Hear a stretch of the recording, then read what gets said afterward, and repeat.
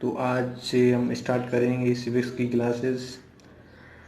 तो सबसे पहले इसका बेसिक जान लेते हैं, उसके बाद फिर आगे आगे आपको वीडियो लगातार मिलते रहेंगे। तो चलते हैं। नागरिक शास्त्र का जनक सर बेंजामिन फ्रैंकलिन को माना जाता है, यानी सर बेंजामिन फ्रैंकलिन नागरिक शास्त्र के जनक हैं। यह नागरिक शास्त्र आंग्ल भाषा के शब्द सिविक्स से लिया गया है, अर्थात यह आंग्ल भाषा से लिया गया है। सिविक्स लैटिन भाषा के दो शब्दों सिविक्स सिविस और सिविटास से मिलकर बना है, जिसमें लैटिन भाषा में सिविस्क यानी सिविस का अर्थ नागरिक तथा सिविटास का अर्थ नगर होता है।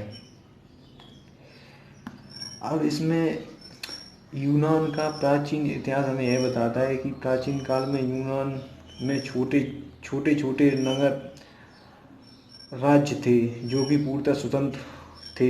उस समय नगर निवासी राज्य के कार्यों में स्वतंत्रतापूर्वक भाग लिया करते थे, यानी कि नगर के प्रवासी जो वो थे वो बहुत भाग लिया करते थे अपनी, मतलब राजा वगैरह कोई सभा वगैरह करता था तो उसमें भाग लिया करते थे, और इसी कारण इन्हें नागरिक के नाम से संबोधित किया जाता था। इस प्रकार शब्द के आधार पर नागरिक शास्त्र को एक ऐसा विषय कहा जा सकता है जिसमें नागरिक राज्य की सदस्यता और नागरिक जीवन से संबंधित अन्य सभी बातों का वर्णन होता है। वर्तमान समय में नगर राज्यों का स्थान राष्ट्रीय राज्यों ने ले लिया, लेकिन नागरिक शास्त्र का यह अर्थ आज भी इस रूप में सत्य है। किस रूप में सत्य है, अब ये भी तो सब प्रश्न है ना। तो इसके इस तरह से मानिए, नागरिक शास्त्र नागरिक जीवन से संबंधित समस्त समस्त विषयों का अध्ययन कराता है, यानी नागरिक शास्त्र नागरिक जीवन से संबंधित समस्त विषयों का अध्ययन कराता है। एक प्रकार से इस प्रकार से आप इसे कह लीजिए, मनुष्य के सामाजिक जीवन का अध्ययन अनेक जैसे किस प्रकार से मतलब अध्ययन कराता है, जैसे मनुष्य के सामाजिक जीवन का अध्ययन अनेक विज्ञानों द्वारा किया जाता है जिन्हें समाज विज्ञान कहते हैं। इस प्रकार के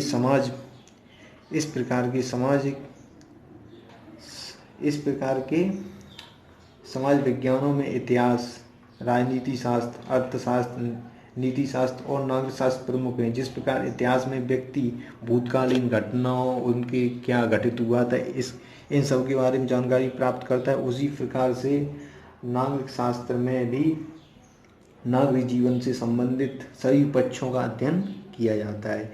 यानी कि जिस प्रकार से इतिहास में आप घटना वगैरह किसी का अध्ययन किया जाता है,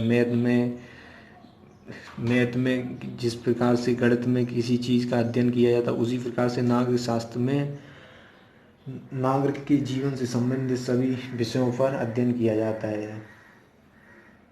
अब विद्वानों के द्वारा परिभाषा देखें तो आंग्ल भाषा के प्रसिद्ध ऑक्सफोर्ड शब्दकोश में नागरिक शास्त्र की परिभाषा इस प्रकार दी गई है कि राजनीति शास्त्र का वह अंग जो नागरिकों के अधिकारों और कर्तव्यों से संबंध रखता है नागरिक शास्त्र कहलाता है।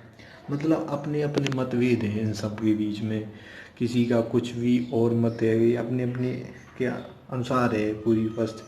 अब एक इसकी श्रेष्ठ जो परिभाषा है उसे वैसे ये मतलब सही है।